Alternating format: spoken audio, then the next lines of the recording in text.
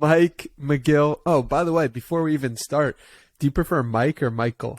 Go with What's Mike. the Go with go with Mike. Mike? Mike's good. Yep. Mike's good for you? Okay. Well, Mike, it's a pleasure to have you here. I'm really grateful. Mike's a great name as well. That's my dad's name. Shout out to my dad. And I want to start today, first of all, by thanking you for your support throughout my own journey, your ability to connect and just be consistent.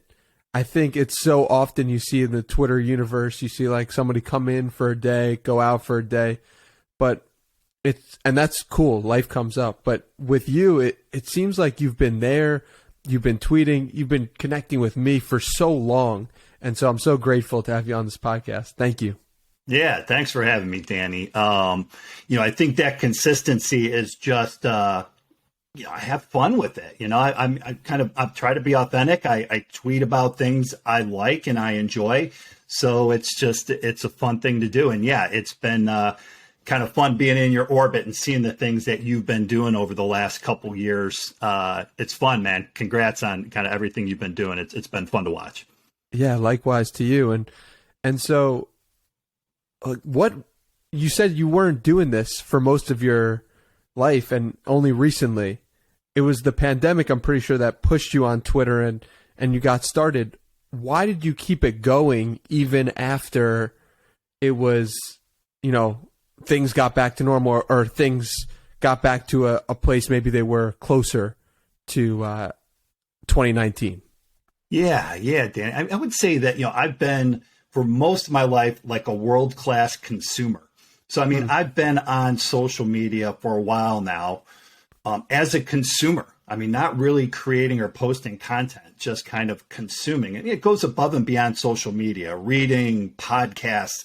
I've kind of been a world-class consumer, always been a little bit of a note nerd. So I have, Evernote is my second brain. So reading, podcasts, like capture everything that I've learned into Evernote. So, I've kind of consumed. And then, the pandemic, it did just kind of change my life in a lot of different ways. A lot of it was probably because I started working from home before commuting into work and just didn't have the time to do a lot of that stuff. So whichever way, I kind of fell into Twitter with the pandemic and started consuming. And then slowly but surely started tweeting and creating. And I think just kind of all this stuff I've consumed, just kind of Twitter kind of opened up a little bit of a door for that stuff to start coming out and start saying, hey, maybe I have something to share. Instead of just consuming, maybe I can create and share what I've learned and the experience and knowledge I've gained over the years. And so, if there's any kind of longevity, it's just because I enjoy the process. I try not to measure it by likes and follows. I think we're all human and we pay attention to that, obviously, but it's connections too. Like you and I have formed a connection on Twitter, and I've just met so many other incredible people. So I think it's when you use Twitter to build connections, it keeps the momentum going because you want to kind of check in with your friends, right? Yeah. Did you have a sense? Do you have a sense now of when you look back of like what was the step that got you from just consuming to creating yourself? Yeah. So I created a blog like a few years ago. So there's been an itch, to create. It's been this itch. Created a blog, made really long, boring posts that nobody ever read. Huge blog posts out into the void that nobody ever read or cared about. And so I think it was in me. There was that itch to do it. So again, like thinking back to like whatever June of 2020, May, whatever it was, whatever that time frame was that kind of got me onto Twitter. It's kind of whatever mysterious forces are at play in your life. Like who could say, for whatever reason, fate like threw Danny Miranda on my path via Twitter and all that. But fate kind of lays this stuff in front of us, and it's our job to act on it. So, I kind of, whatever reason, I kind of found my way onto Twitter and then just kind of had this, I think I had this content creation itch, and I finally gave it a little bit of a scratch, and here you go, man. I'm still like scratching away today, just enjoying creating content and throwing stuff out there into the world. Yeah. What do you enjoy most about the process of creating content? Yeah.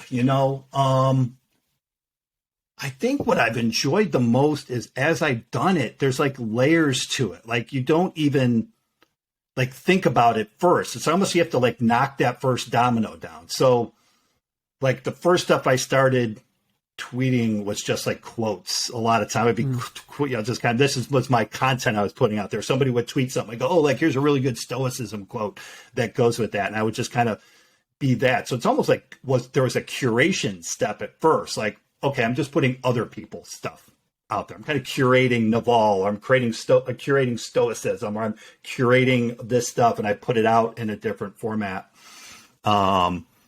And then it just evolved into now, okay, I'm going to put my own stuff out there. And that was very almost like factual. But then I you get creative. Again, you just go deep and almost like you don't even know kind of what's in the well until you like open the lid up and start taking the first couple of things off. And then you're like, oh, and you start, it's just getting a little more creative. And, that's a very subjective term, but just creative for me, like, oh, I didn't know that was in there. And, I did Ship 30 for 30, a writing challenge with Dickie Bush. And it just kind of just the habit of writing every day. You just keep digging deeper into your well kind of. And, oh, look at this interesting thing I got in here. And then you kind of put that out into the world. So I think that's been the most rewarding part of it, is just kind of having it become a little more of a creative process and maybe finding things inside of me I maybe didn't even know were in there. Yeah, like what? What did you find inside of you that you were like, how is this here? I didn't realize this insight was there.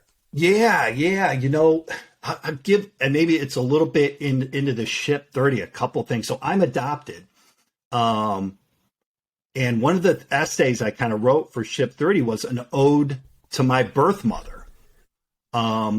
And again, I think it's once you get kind of the wheels in motion. I mean, just after I wrote that essay, it just was like, I'm not the type of person I'm not really the type of person that shares personal information like that very easily. Obviously my wife, my kids, my family, my inner circle knows I'm adopted.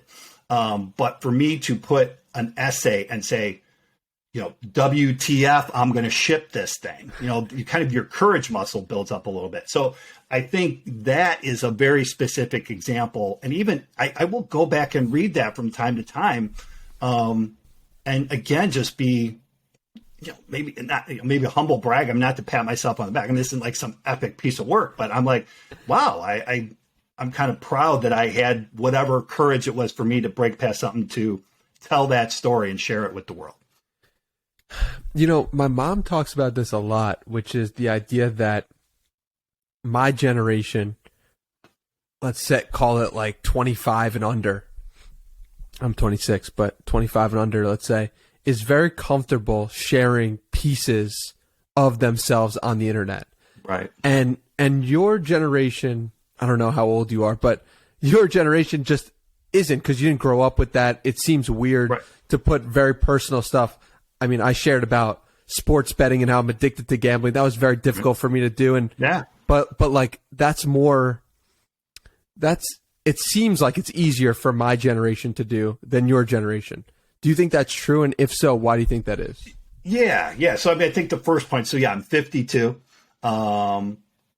Look great, by the way, for those watching on YouTube. Right.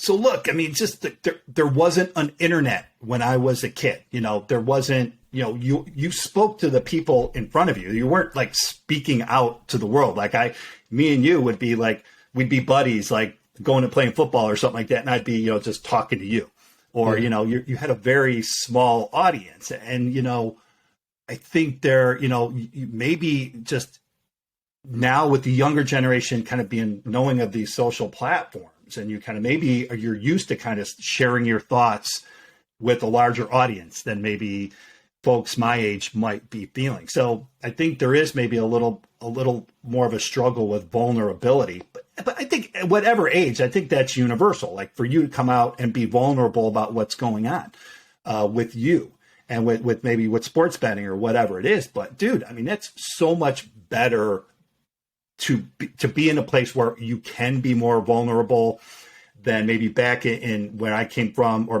the time I came from, where you might be kind of more afraid of what people would think about this, that, or the other. I think, the world's trending in the right direction, where maybe there's growing pains, as we grow in that direction. But I think we're going to a better place where we should feel safe to kind of drop the curtain and say, hey, look, these are things that maybe I'm not proud of, or things that I need help with, or things that, even for me, the story with, being adopted. I mean, it's not that big of a deal, but for whatever reason, it was something that was kind of private for me for whatever reason. But I like that. I like the trend of being more vulnerable, because in the end, it's, you're going to get more help. It's just, it's cleansing to kind of get that stuff out. Yeah, I was going to ask, did you feel some sense of relief from sharing something that you normally would have kept private? Yeah, I think so. Again, I think a sense of relief, a sense of, again, maybe a little bit of I don't know, pride, or that I kind of got past a barrier of some kind. Again, it's not like this is some super secret story, but just that whatever, I was able to kind of push past this barrier of kind of keeping stuff inside. And maybe that's a step in a direction of, hey, maybe I can help other people feel comfortable telling whatever story it is they have. I think, yeah, it's not like I have a huge platform. It's not like this thing's out there that hundreds of thousands of people have read. But, again, I think there's a little bit of unselfish, there's selfishness and unselfishness to that vulnerability. I mean, you help yourself, but then hopefully maybe you give other people the courage to say, hey, if Danny can come out and talk about this, I can come out and talk about it too. Yeah, well, it's really crazy, because the power of Twitter is that even if 100,000 people don't follow you, 100,000 people can actually read what you wrote and can be impacted by your message. I know you recently had a viral tweet about learning to code again, being 52 years old, learning to code. Right. And it's like, when you tweeted that out, did you expect anything? Like, did you look at that and say, like, wow, like this could reach hundreds of thousands, if not millions of people? Like, what was your perspective? And take us through that viral moment. We'll link it down below for those who haven't seen it. Yeah, no, it was definitely my craziest moment on Twitter. So, look, I'm in IT by profession. I've been in tech for 20 plus years. I'm a CIO. My day job, I'm a CIO. I've been in tech for a while. I'm always trying to learn new tech and everything. And the community I'm most involved with in Twitter, I guess I would say, would be the tech Twitter community. Not just, so these are my people, a really great community of people in tech. So as I'm just engaging, and again, I think maybe that's another thing I had to break through, was putting a picture of myself on Twitter. Like, I think doing video, doing audio, putting a picture of yourself, I think there's another kind of courage you got to break through to say, okay, I'm going to put a picture of myself out there. So, maybe I've kind of gotten past that a little bit. But, dude, I mean, it was like a total off the cuff. I mean, did I think maybe, people would enjoy seeing a picture? And the message of people like to see, people learning new things. But, I took that, sent that tweet out, and, woke up in the morning and did what we all probably try to delay the checking of the Twitter, but it happens, so I'd come in and checked, and it was just like, holy shit. I had absolutely no expectation that thing was going to blow up. It was just, and it went on for a while. And even now I get like 10 notifications a day of people liking that tweet. So it was just I was just like, hey, I'm learning how to code in Python. I want to share that journey a little bit with my Twitter community, that, hey, I'm learning, because there's a lot of people might be afraid to take that next step. I'm too old to code. I'm too old to do this. So let's just kind of selfie in front of my computer screen, hey, I'm here I am. I'm 52 years old and I'm still learning how to code in Python. So it blew up, but totally unexpected. No idea. I've never had anything, maybe a couple thousand likes or something on some random tweet. But nothing. And that thing and getting 80,000 likes or something was nuts. What's been the craziest part about that whole experience? I think, really, Danny, just feeling good that it resonated with so many people, again, somewhere in this, like you talk about, I don't even know how many impressions that thing would have gotten, but there's real people on the other side of that impression, right? We're in this digital, kind of metaverse that we're all living in. You and I right now, somewhere out there in the world, there's a real Danny Miranda sitting in a chair, and there's a real Mike McGill here, but we're just all in this digital kind of metaverse, interacting with each other. So the same thing on Twitter. They're like, these are real people at the other end of the likes and the impressions and all of that. So I think, to me, the most gratifying thing was just knowing that, okay, this message obviously resonated with a lot of people. So hopefully in there, and I got a lot of comments back like going, oh, this is a great message. I've been hesitant to try and learn how to code. You've inspired me to go ahead and try it. So, I mean, look, in the end, no matter, likes, follows, all this stuff, in the end, what matters is the people, right? So it was gratifying to know that message touched people, and who knows, maybe there's a handful of people out there in the world now that are going ahead and learning how to code because they saw a picture of an old dude saying, hey, look at me, I'm learning how to code. I guarantee that somewhere in the next 1 to 4 years, you get a message or many messages that say, this is the tweet that I can thank for my new career, because I didn't expect, I never could have done this, and it was with you and this tweet that got me doing it. I guarantee it, right? Like, right. Don't you foresee a world in which that occurs as well? I would love to see that, Danny. Because I mean, you're in this deal. We're both, so we're trying to become these content creators. You're doing podcasts. I could only imagine. I mean, you've inspired me with what you've done, and I think I've DM'd you and said, hey man, I just love what you're doing. You're inspiring me. Those are like the best, like that almost is like, again, we'll get caught up in the like, hey, I'll compare myself to this person. I don't have as many followers. And I think there's something just very human nature and that Twitter taps into, and they're very effective at tapping into that desire to get a like, to get a follow, all of that. And, I do my best to, use Stoicism and other things to kind of help me stay on track and say, that's not what it's about. What is, again, the most gratifying, like you said, is if somebody reaches out and says, hey, thank you for that. I'm like, all right, hey, my work here is done for the day as a content creator, I guess. I mean, just knowing that there's another human being that was impacted in some positive way by the message. I mean, it feels like I'm climbing up on a soapbox a little bit. I don't mean it quite that way. But yeah, I would love it if somebody said, hey, I'm making X amount of dollars now as a developer, and I used to be, working in a gas station. I used to be doing this, but your message inspired me to go ahead and learn how to code.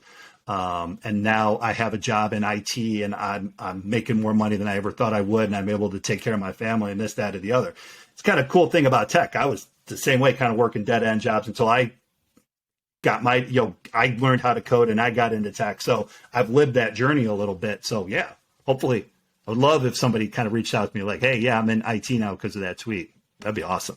Yeah. So take us through your journey a bit and explain what was it that pushed you to start coding and learning technical skills. Yeah.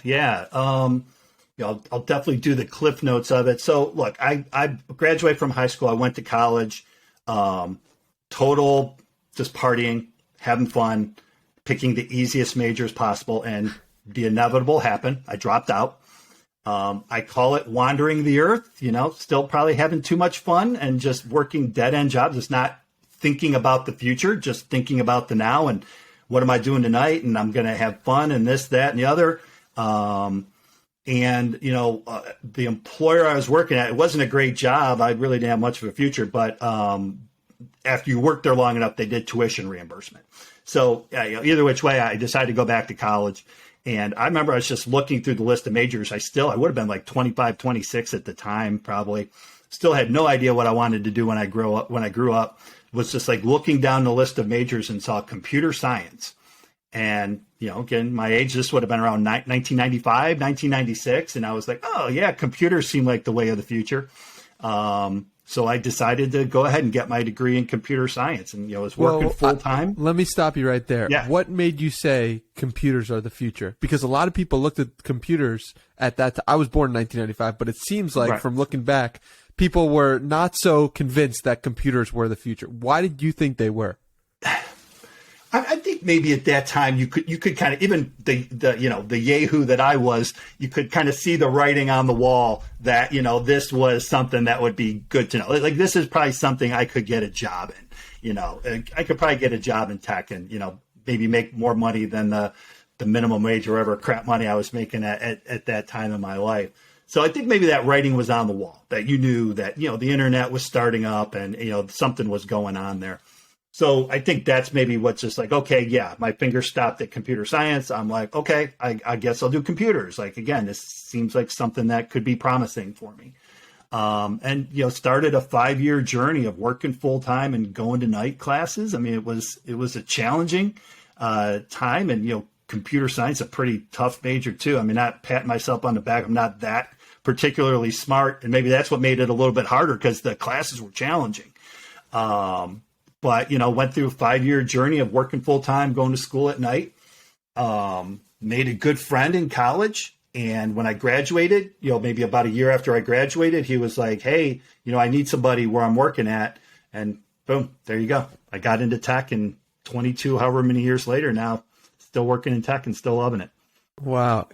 22 years at the same job is, I think, rare for my generation, my generation just getting into the workforce, but it seems like my generation is hopping from job to job. Do you view that as a negative thing?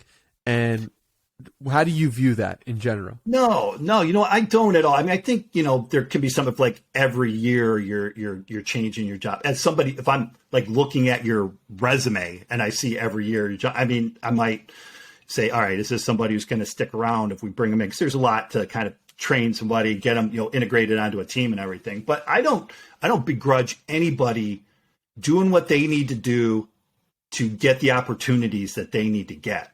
I was very fortunate. I realized that, I even look back, and when I walked through the doors of my current job, I wasn't like thinking, here, I'm going to be here 20 years later. I mean, I thought it was a gig, okay, cool. I'm going to work this job. I even came in as a contractor on my first job. So I just thought it was going to be like a short-term gig. I was very fortunate and blessed to land in an organization that I'm with the good people. Like, we're doing really good things. I love the people that I work with.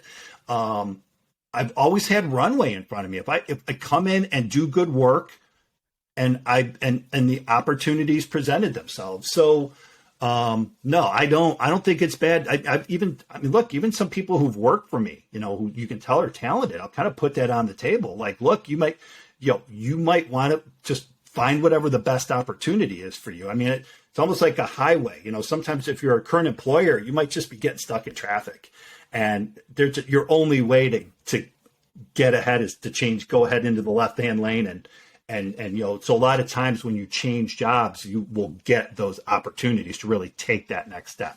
So no, I don't hold against anybody wanting to, but I would say be cautious with that too, because sometimes you leave and you take yourself with you too. So you just got to be cognizant. What are the reasons that you're leaving that job?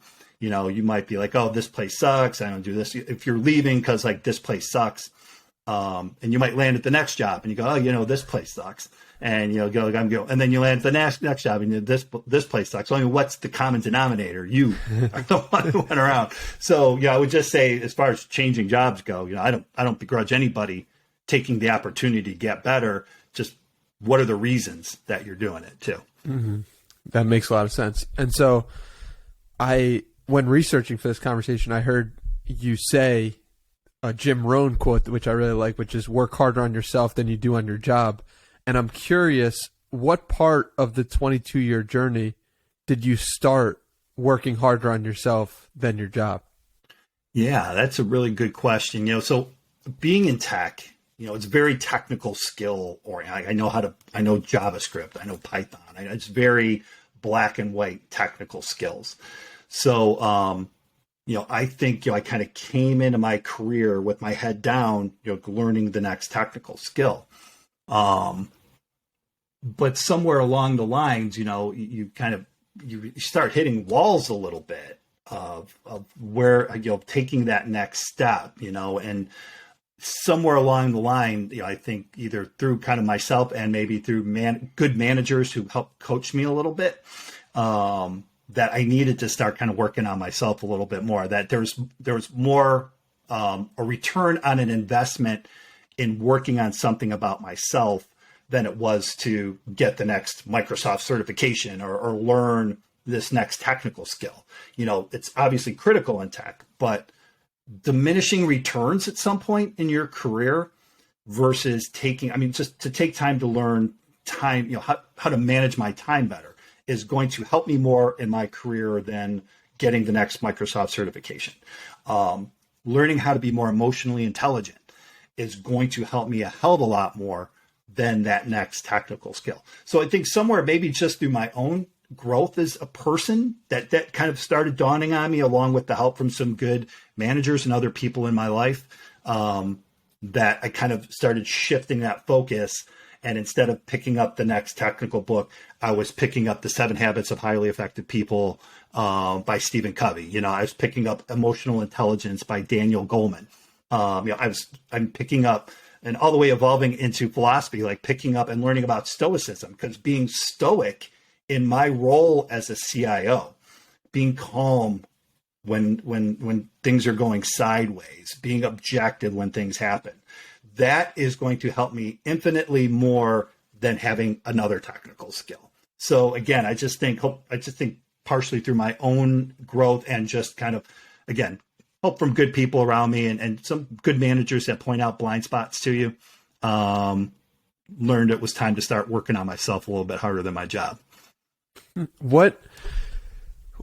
How would you recommend somebody who is new into the workforce or just graduating college to think about things like emotional intelligence versus how much time should they be spending on trying to learn emotional intelligence versus learning on their job? Obviously, it's right. not something where you could give one blanket answer, but right. I'm just curious what your perspective is. Yeah. Considering where you're at. I kind of look at your mix of skills a little bit like an investment portfolio, right? You're going to want to diversify your assets. And when you're younger, that diversification looks a lot different than when you're older. When you're younger, you go get crypto, go a little more high risk type stuff. When you start getting a little bit like me and you want to start shifting that into a different type of mix of assets, it's maybe a little more conservative. But I think the same kind of mindset with your mix of technical skill and soft skill, that look, obviously very early on in your career, you're going to be focused on your technical skills. I think you're going to get noticed, and a lot of times opportunity will present itself because whatever it is that you do, whether you're in IT or whatever your profession is, your ability to do that job well is kind of what starts first opening up doors for you. So, I think early on in your career, you're going to want to keep learning your technical skills, but just like with an investment portfolio, you still want a mix of soft skills in there as well too, because look, again, having good soft skills in a job interview is going to help you as well. But then as you shift through your career, and if you aspire to lead or manage or kind of continue to evolve in your career, then you're going to get to that tipping point where it's going to be way more about your soft skills and your leadership skills than it is about technical skills. I mean, the company I work for today does not pay me to understand the latest technology. I guess I need to understand it, and I need to say, how can we leverage and use it? But they don't want me to get my hands on it. God help all of us if my hands are getting onto a keyboard trying to program or something.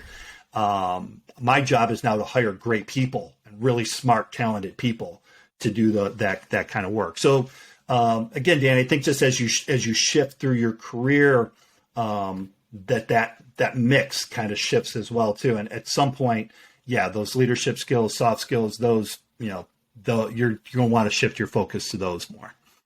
Yeah, you mentioned how your job is to lead, and I like to say that, we're leading ourselves every day. So even if you don't have people you're leading, you are leading yourself. So leadership is going to be an important skill for anybody to learn. And what do you suggest for someone to start learning leadership, and what are the first few steps somebody could take to become a better leader themselves? Yeah, Dan, I think you kind of hit the nail right on the head there about if you can't lead yourself, it's going to be tough to lead other people. It's going to be harder. You're just going to kind of stumble over the same things that maybe you stumble over internally, but you can do more damage if you're doing it with a larger group of people. So, to answer that question, I think we all kind of walk our own path and maybe internally know those things that we stumble over. I always think kind of a little bit of inside work on yourself is what will ultimately lead you towards becoming a better leader. So again, if you're not managing your time well, that you're having a hard time relating with people. I mean, I think you kind of, if you're self-aware and a little self-honest, you kind of know where those areas are. You don't need to become an expert at that stuff, but you can just become a little bit better at it and, kind of get a little bit better, I think, at leading yourself. And then that's going to transition you into being a more effective leader of people. That makes a lot of sense. And one person you've been leading is your 14-year-old son. And I learned that you gave him an assignment to go read or learn about hedonic adaptation. So talk to me a little bit about, is this a common thing you do? What he learned from that, and take us through the leading style as a parent. Yeah, that's funny. I remember kind of doing that. That particularly has a little bit to do with Stoicism. So I'm a big fan of Stoicism, and how as a parent, can you help your kids learn some of these things without my 14-year-old doesn't care about Stoicism, but how can I take some of these things and kind of speak to it in his language a little bit? So that was a little bit of an example of where he kind of, has an Xbox, he wants the next Xbox. It's the hedonic treadmill. Like, I want this, I get it. All right, I'm bored with it. I want the next thing, I get it. I'm bored with it. So he was probably old enough at the time where I was like, hey, you got to learn a little bit about this kind of mindset of the hedonic treadmill and be careful not to get onto that roller coaster a little bit. But I just think in the end, it's like kind of, we learn these things, again, like Stoicism or emotional intelligence or things that the hardest thing as a parent is to see your kids suffering through things that you suffered through as well, knowing that you've kind of found a solution just through age, or at least found a way to not suffer as much from that thing. And knowing that they're just naturally, they're going to have to go through that. That's just part of growing up. They're going to just like riding the bike. You have to fall. You have to fall before you can learn how to ride a bike. So even to learn how to not let what other people at school say bother you as much. You learn that stuff over time, hopefully into your adulthood. But when you're a kid, you kind of have to suffer through that. So, you don't want to see that as a parent. So how do you take these things that you kind of know and try to teach them to them in a way that they'll understand, knowing that you're not going to, you're not with that kind of stuff. You're not just putting a Band-Aid over the cut and giving it a kiss and we're okay. We're all good. Now it's going to stop bleeding. Some of those emotional things that they go through, that they just kind of are going to have to go through it. But how can I just try to smooth the edges out a little bit?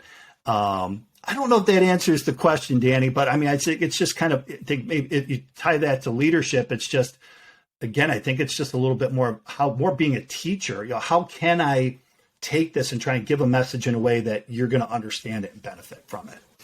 Yeah, you mentioned teacher, and when I think of you and when you're speaking, it seems so clearly that you have so many aspects of a teacher in you, and I could see that being an alternate career if you didn't stumble upon that computer science manual.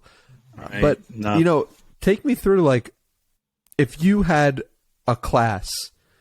When I think of you, I think of three pillars, which is exercise, mindfulness, and stoicism.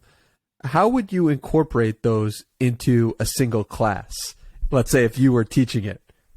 Wow. And I'm putting you on the spot here, but no, that's all right. That's all right. Look, I think me, and maybe it's the IT person in me, I try to take everything down to a very practical way of doing it. I try to take concepts and put them into processes and systems. And again, maybe that's just the IT person in me or the thing, just the way I process the world. I mentioned earlier about consuming, and I put it into Evernote. Like, who does that? Like, I don't know. I do it. Oh. I read a book, I highlight everything, and then I go into Evernote and I type it all up. Like, I like to have systems, and now I have a system that I can go back in here, and if I need to refresh my memory, I can go back and read about this book. So I tend to be very systematized. So, so if I'm teaching this class of like, okay, how does Mike McGill think that you can, try and live a better life, or at least do things that are going to help you kind of keep the constraints of a relatively happy life in place. And I was talking about exercise, mindfulness, and Stoicism, which I do believe are, if you practice those three things, it's going to create a safety net for you. I think it kind of raises both the ceiling and the floor a little bit, that your lows aren't quite as low, and you have potential to even have some higher highs, just because some of the clean out work that mindfulness and Stoicism will do for you. But I think I would just take it and just say, all right, how do we take this down to a practical way, and how do you systematize it? And if you're going to exercise, what's the routine? And whatever that routine might be, I mean, I don't need to tell you. I mean, some people like to swim, some people like to run. I mean, whatever it is, it's like, don't let perfect be the enemy of good enough. Just find something that will work, something that you can commit yourself to. And then the same thing with mindfulness. How do we build a mindfulness practice that you can commit yourself to? And I know you like to meditate too, Danny, and I think you do like the hour, whether that'll work for you or whether 10 minutes will work for you. Just get it into a system. And then the same thing with something like Stoicism. How do we kind of take this philosophy, this conceptual philosophy, and distill it down into a practical day-to-day practice? So I think my class would be about how do you take conceptual things and turn it into a practical day-to-day plan that you can follow to help you realize the benefits of these concepts. Yeah. So, with mindfulness, I think of meditation. With exercise, there's so many exercise and workouts that you can do. How do you practice Stoicism? This is like, it's fascinating to me because it's not something that comes to mind right away as something I can practice. How should I go about practicing Stoicism? Yeah, I think that I believe that there is a tactical way that you can do it. Again, it's philosophy, it's books. I read Meditations by Marcus Aurelius. Like, okay, I'm going to read it. Marcus is going to tell me this stuff, right? That's cool. I'll try to remember it. I think with anything like that, it does come down to me. The tactical is reading every day. So I have, whether that's the Daily Stoic or whatever that is, like making sure that you are kind of have a drip of that kind of into your brain every day. So, for me to practice Stoicism, it's not like, all right, I picked up Marcus Aurelius Meditations, I read that, and I throw it back in the pile of books, and I'm like, okay, cool, I'm going to practice Stoicism now. It's one is I read it every day, some sort of a daily reflection to kind of keep the drip coming in. Then I kind of process that into my daily life. Kind of what have I learned? What are the situations in my life where I can apply these Stoic mindsets of learning what I can and can't control? The hedonic treadmill. What am I now desiring something? Am I getting into that desire, that cycle of wanting more instead of being happy with what I already have and accepting what life has already given me? So I think life presents those opportunities. And then journaling to me is a big part of the practice of Stoicism as well. And very specifically reflecting back on my day, where did I do good? Where did I respond to things in a Stoic fashion? Where did I not do so good? And how could I do better in those circumstances? So again, the tactical would just be daily reading, daily practice, and daily reflection of Stoicism. I love that. And so on the journaling piece, journaling's been a huge thing for me that's really helped me just become more aware of my thoughts. Talk to me about what's a tangible benefit you've gotten from just writing down your thoughts on a consistent basis. Yeah. I think you probably said it a little bit there, Danny, but there's a couple.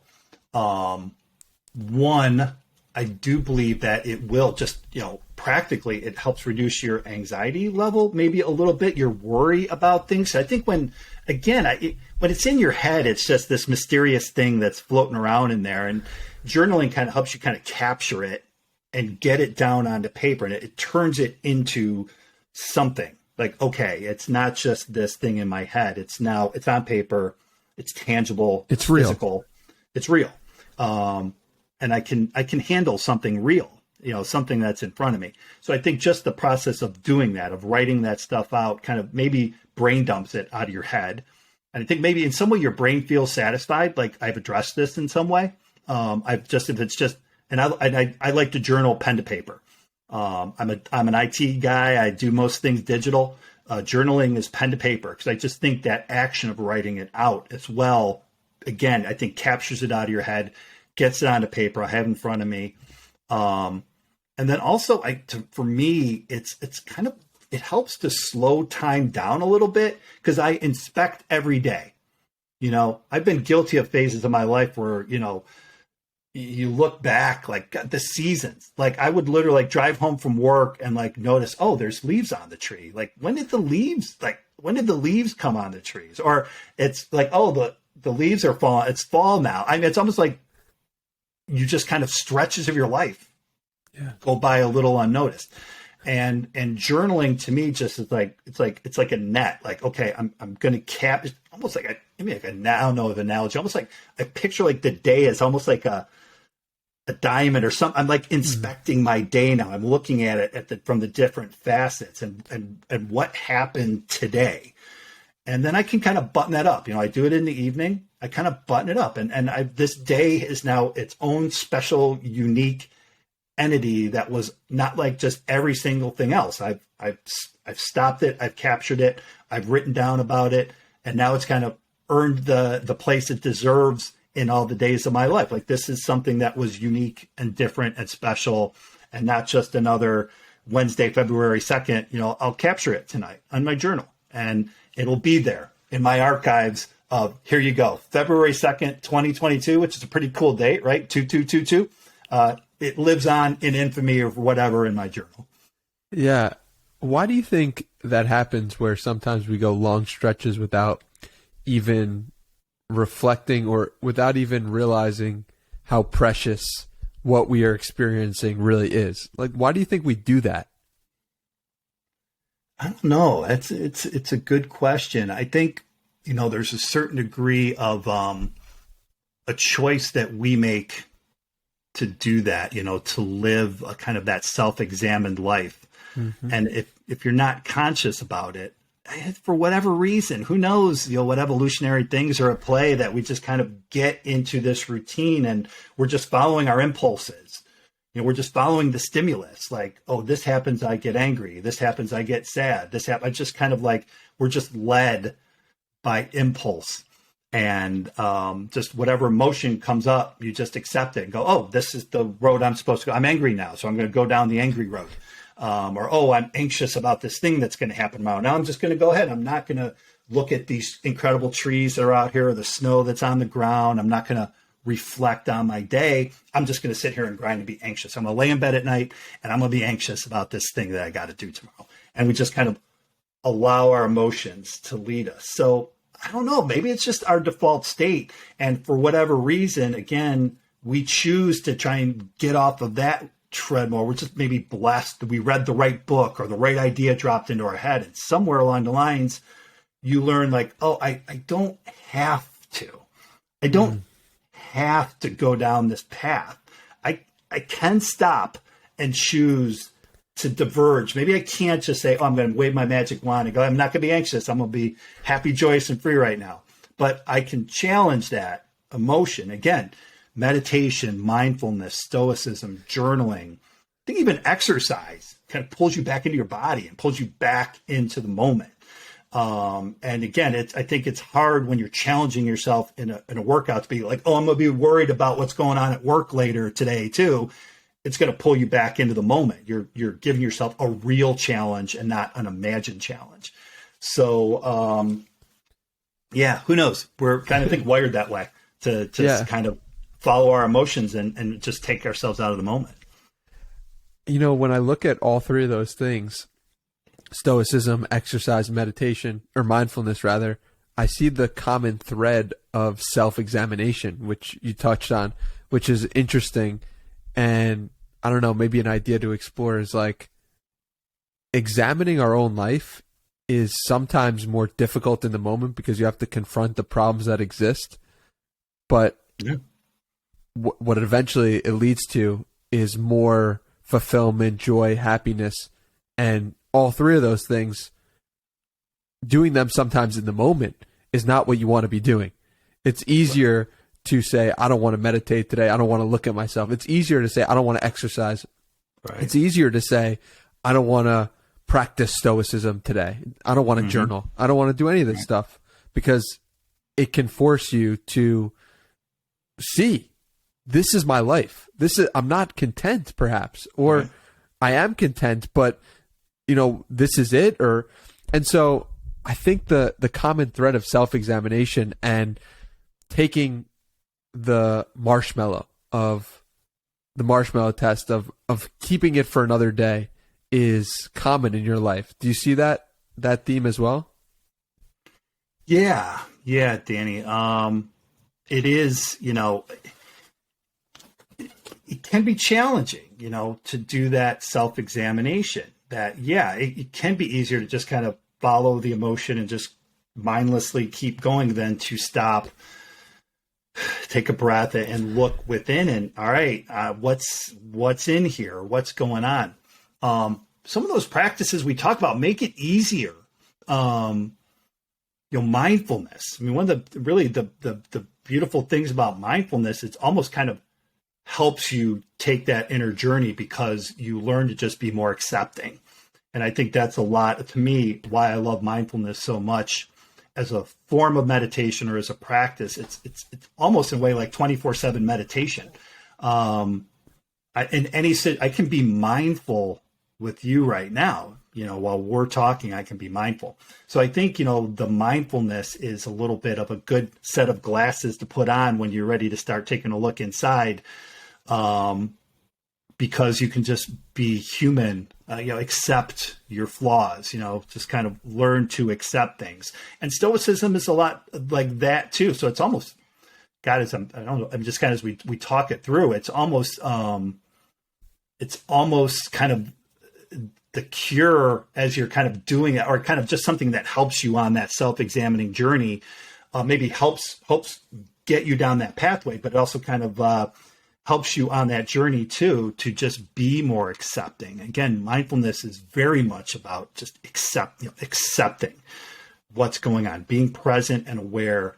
Stoicism brings objectivity into it. So look, it's like, the problem is when you get angry about being angry or anxious about being anxious or sad about being sad and you just layer on it, these emotions are all seasons of our lives. We're all going to get angry. We're all going to get anxious. But the problem is, when again, you get anxious about being anxious and you start judging yourself and you're like, oh, what's wrong with me? I'm getting anxious about this again. I can't believe I'm doing this to myself. And you've just taken a small human condition of anxiousness and you've just piled on. And you're like, and you've just blown this thing out of proportion because of your judgment of that human emotion, where things like mindfulness and Stoicism, from having practiced for a while, like I've been doing mindfulness for about 7 years. I'm not saying it's going to happen right away. And I have a long way to go. I'm just still feel like I'm scratching the surface. But I can say after doing this for a while that when anxiousness comes up, like I am better at not judging myself over that. Whereas in the past, I would have beaten myself up over, I can't believe at this point in my life, I'm still struggling with these things. I'm still going through these things. Now it is more of like, okay, I'm aware that this is happening right now. And I'm just going to kind of let it be. And I know it will drift and then happiness will come behind it like it inevitably does. So again, I think that in and of itself, mindfulness helps you do that self-examination journey. 7 years. That's a long time to meditate or practice mindfulness. Why do you think you've kept doing it when it's a habit that sometimes people can overlook, or, you might have gotten the hang of it and you say, oh, after 2 years, I'm pretty good at this, or I got to figure it out. Why do you think you've still done it after seven years? I think there's maybe a little bit of benefit of age there, Danny. So look, I mean, when I started meditating 7 years ago, it wasn't the first time I started meditating. I meditated in my 20s. And that was exactly like you described. I did it for a little bit and then I quit. And then I would try it again for a little bit and I would quit. I think, you want like immediate gratification. I think when you're younger, I don't know what, for me, from my experience, when I was younger, I was more immediate gratification. Yeah. I'd be like, oh, I'm meditating. Oh, what? I'm not like in bliss. I'm not like transcendent here. I'm like, all right. Yeah, this isn't going to work. I think maybe just again, through experience and life and knowing, kind of learning intuitively over time that anything that's beneficial in life comes through compounding and from consistency. Yep. So for something like meditation, it's like, yeah, all right, I'm not going to do 10 minutes of meditation today and be in a Zen state of bliss. Meditation's like brushing your teeth. It's more prevention of future pain. I don't brush my teeth today because I'm going to be like, oh, cool, I'm not going to get cavities today. I brush my teeth today so I don't get cavities down the road. Or when I go to the dentist in 6 months, I don't have a painful experience at the dentist. I know that the meditation I do today is what is going to help me tomorrow. So any challenge I face today that I feel meditation has helped me or mindfulness helps me in some way, I'll thank Mike McGill of 3 years ago or something. Yeah. Oh, thanks for doing that meditation session back then, because today I'm kind of handling this situation a little bit better. So again, maybe that I kind of think I just learned over time that showing up on a consistent basis is really the only way to get any exercise. Look, same with exercise, right? We're not going to go to the gym today and work out one time and be like, all right, cool, man. I'm like, I got like the bod I want. I'm like, all right, you got to do it every single day. And again, I think just maybe that's just something you gain over time. For me, or maybe if you're just a more disciplined person by nature, you'll stick with things a little bit longer. But it took me time to become more disciplined. And just so we get something practical for people to take away with, you use Sam Harris's Waking Up app. Is that correct? Yeah, that's correct. I just did a Sam Harris at lunchtime today. Nice. Sometimes I'll mix it up. Sometimes I'll just sit. Sometimes I will. There's another app. I can't remember, something timer. Maybe more of just a timer, or just like it'll time some silence for you. I do like guided meditations still. Predominantly, I use Waking Up by the Sam Harris app, Waking Up. I just like Sam's brand of mindfulness and the way he does it and the way he guides you. And I look at it almost like having a coach. Like in real life, I still have a coach and a business coach that helps me. And I see like a guided meditation being the same way, or like having a trainer in the gym, like just somebody who's going to be like, all right, let's maximize the value of your time here. Yeah. And again, the thing that's cool about meditation, there's so many different forms and however you want to do it. I personally like having guided meditations, and it helps me, I think, get more out of that time that I'm allotting to meditation than if I were just to sit and God knows where my brain might run off to. It goes to crazy places, let me tell you. And that's part of the fun, honestly, is when your brain does go to crazy places, then realizing, oh my God, that thought is still there in your head that I was thinking from a long time ago. But but Danny, don't you isn't your form of meditation? Don't you do like the Naval, 1 hour, you'll just sit for an hour? Yeah. So I just sit down 60 minutes and just think. And what I've become really aware of is just how strong the voice in my head is, and how many things that it remembers from long ago that I didn't even know was taking up space in my head. Right. And then I can double click on that and say, why is that there? What's going on? And sometimes I'll get to moments in that 60 minutes where I don't hear any voice. And I'm like, wow, that's interesting. I don't hear any voice. And then I'm like, wow, I just commented that I don't hear any voice. And so it's a whole thing, and it's a practice, and it's something that I did consistently for, let's call it 6 months, stop doing it because, you say, 60 minutes is a long time, or, I don't need to be doing this. Then I, don't find the benefits, and you come back to it, you know? So it's a process of getting back on the horse and not beating yourself up because you didn't meditate yesterday, just saying, what can I do about this right now? And that's something that I felt a lot of shame for, which was like the gambling, which was something that, you know, I spent a lot of time, it felt like a lot of time being shameful of something that I did, but instead of just moving on. So meditation makes you realize that. Yeah. And again, that's what's cool about meditation. There's so many different flavors and forms of it, and you can kind of find what works for you. And I think even just what you described, that 60 minutes of just sitting and kind of inspecting what's going on inside, there's a lot of value because you can uncover those things. And again, it's that self-examination that, you know, that you can put a name, even if you can just say, I'm aware and I'm labeling this, I'm aware that there's shame here.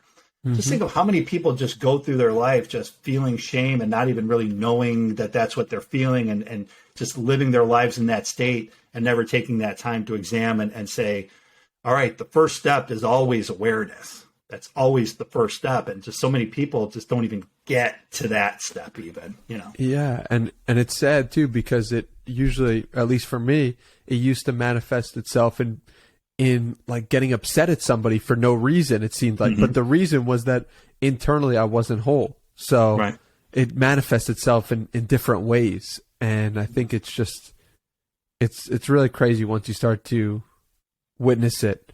And because then you can start to pick up the pieces of yourself. But enough about me, Mike. I want to talk about your products and courses that you got coming out now. And it's like, you know, you just started putting out tweets 2 years ago, and now you're selling products and you're creating different books and all this stuff. So like, what has led to that journey? Yeah, I think, you know, Danny, we touched on it a little bit earlier. Just kind of, I think, you know, it's almost like that rock that's sitting on the mountain, or that snowball sitting on top of the mountain, and you start tweeting and you start writing atomic essays through ship 30 or whatever, and it just rolls down the hill and it builds up its own momentum. And you kind of, when you start that kind of journey of creating things, even yours, like, did you know when you first started it was going to turn into a podcast? I mean, I don't know, whatever your vision maybe was there, but once you kind of knock down that first domino of creating something, that it just goes like places you maybe didn't even know. So for me, I've just kind of enjoyed the process so much, and it just kind of built up a content library, and I've kind of just decided to take the next step as a creator. So it just, for me, like, the next logical step was, okay, let's take these essays I've written, let's take these things I kind of put out there in the world, let's kind of package them up, and I feel there's value in there. You know, that, you know, this is stuff that other people could benefit from. And so, yeah, I've launched a couple ebooks. I just recently, because I love Stoicism. We've touched on it a couple times here. Huge, passionate about Stoicism. And, you know, I've been doing Stoicism for, God, right around the same time I've been doing mindfulness for, somewhere around 7-8 years or something, since I discovered Stoicism. And, just said, all right, well, I've kind of put a lot of this content out there. Can I package this into a course that I can, like, let's get other people into a community, and let's teach people about Stoicism and everything. So I think in the end, it's just a step along the way of that creative journey. And who knows, you know, what the next steps look like. But yeah, right now I'm having some fun kind of packaging up some stuff and trying to throw some value out there into the world. It's awesome. Where can people connect with you and see some of these courses and check them out? Yeah. Well, the Stoicism course, it's practicalstoicismcourse.com. And then, you know, Twitter, just like, you know, Twitter's like the hub, you know, where everything else kind of veers out from. Like, I know I follow you on Twitter. I always know what Danny's up to through tweets. Yeah. If you follow me on Twitter, you'll see all the goofy things I'm doing. I'll be tweeting about it and putting stuff out there. But I think Twitter's the hub of all the zany ideas going on in my head and what I'm throwing out there. Awesome. We'll put your links down below. I really appreciate you taking the time here today, Mike. And I'm really grateful for the connection you've made and our friendship over the past 2 years of just commenting and checking up on each other's stuff. It's very cool and very appreciated from my end. And I'm grateful we could make this podcast into a reality.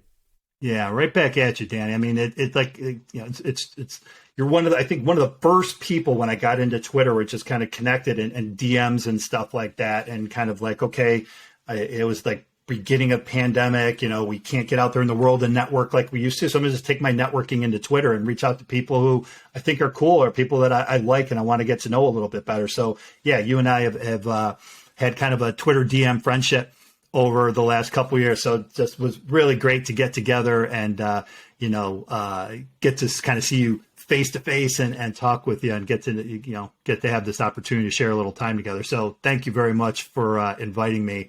It's been a pleasure and a blast. Absolutely. Been a pleasure and a blast as well from my end. And hope people enjoyed this episode with Mike McGill. Definitely. Thanks, Danny.